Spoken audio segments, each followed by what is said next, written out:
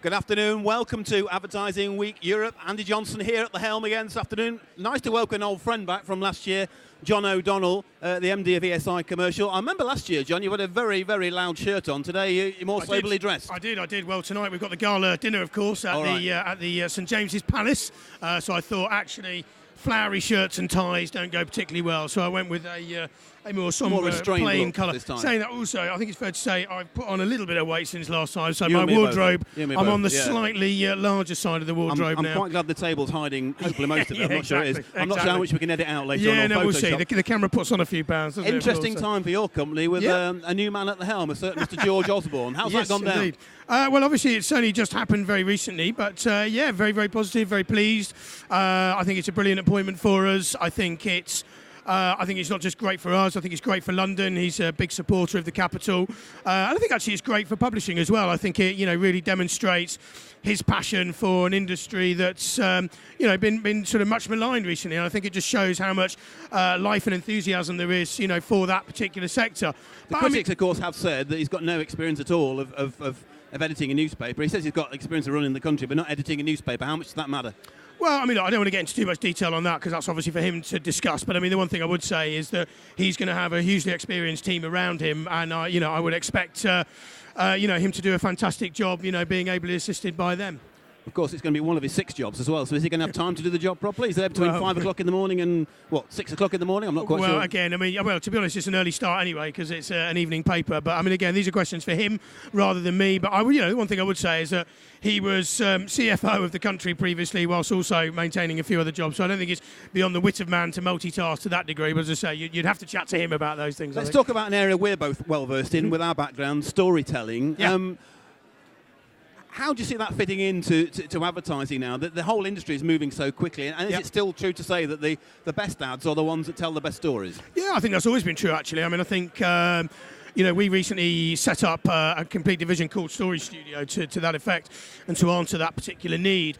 And I think always, the best advertising does tell the best stories. I mean, I think we've had that intrinsically sort of built into us as being children, really.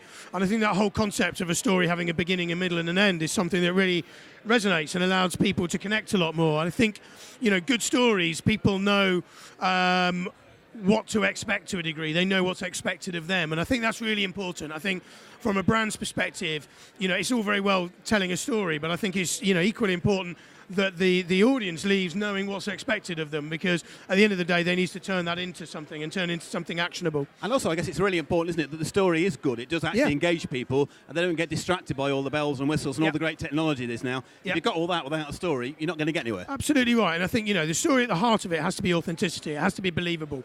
And I think you look at innovations such as VR and AI and bots and all of these kind of things. I think they're absolutely fantastic, but I think sometimes you can sort of chase down a rabbit hole of these things, and just because you can doesn't always mean that you should.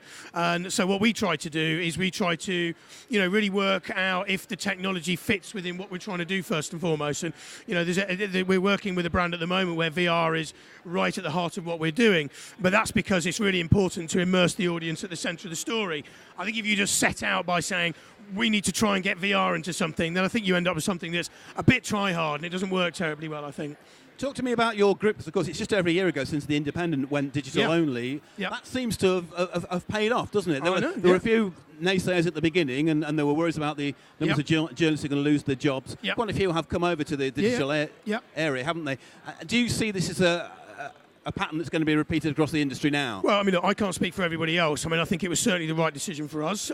We felt that at the time. I mean, look, at ESI Media, I think it's fair to say we've always been pretty innovative. I mean, we took the standard free, we launched a television station, we took the independent digital, we've now, as you mentioned, recruited the former Chancellor as our editor. There is a kind of history of making these type of decisions. So, but with regards to whether or not it's going to follow for everybody else, I don't know. They have to look at their own business models. We knew that in order to kind of reach the level of audiences that we wanted to, we had to go digital only. We felt that it was a real fudge trying to, prioritise between print and digital, and we felt we had to go one of those routes, and for us it was digital only. And I think, a year on, the numbers have kind of shown that it's worked. I mean, we started out this time last year with 56 million uniques. We're now at 96 million uniques. So it's an incredible rise in audience. And and from a commercial perspective, we've increased revenues by about 50% as well. So I think, to say it's been validated is probably, too soon to say that. But I think we, always felt that it was the right route for us, and it's proved correctly. So we'll see what happens. The critics, of course, have said that journalism has suffered at the hands of clickbait. Is that something that you agree with? No, I don't really. I think you have to use different types of journalism to encase different types of audiences. And I think the fact that The Independent is now, the number one news brand on Facebook, I think, indicates that we are resonating with that audience. I think when you read The Independent on our site, there's lots of really, really kind of long reads in there as well. I think ultimately it's about getting our liberal, free-thinking journalism out to as many people as possible. And I think different channels require different ways of communicating. Simple as that. And we had a trend for a long while where A-listers were brought in to tell the stories and ads. That seems to have gone away. Do you think that's a trend that's gone now? Do you think it might come back again? Do you know what? I don't know. I mean, I think for me, I think A-listers and influencers are useful when you're trying to, resonate with the particular audience with whom they've got an affinity. I think for us, we try to use, for most of the time, journalists who or names that are either involved with the brand or involved with our product, because generally from a commercial perspective, I think people are buying us because we know how to unlock a particular audience more effectively. And so I think for us, it makes better sense to use with journalists that are, kind of communicating with these audiences on a daily basis. Sometimes we would still, break that out and use with an influencer within a particular sector. But, it isn't a kind of, starting point.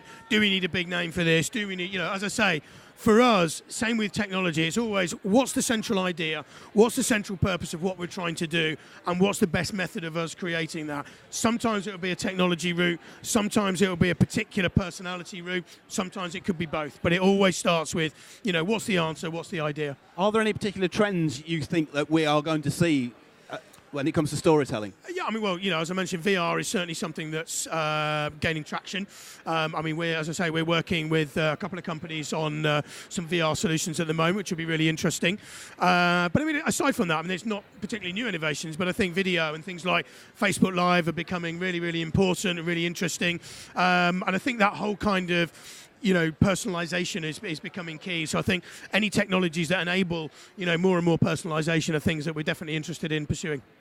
Lovely to see you again, John. And you as albeit always. Dressed soberly. I presume that word won't be used much more during the week when you get the floral shirts on. Very professional as always. So, but maybe on Thursday. Thursday is, of course, The Big Mistake live at the Phoenix. Sorry about that. It's all right. Shameless plugging as always. So terrible. We were asked back for a second year. So so I probably won't be soberly dressed for that particular evening. But we'll see. Lovely to see you again. Thank you very much. Thank you for the John. Cheers. Bye bye. Great. So you can catch John doing that in his floral shirt on Thursday. You can catch us at #AW Europe.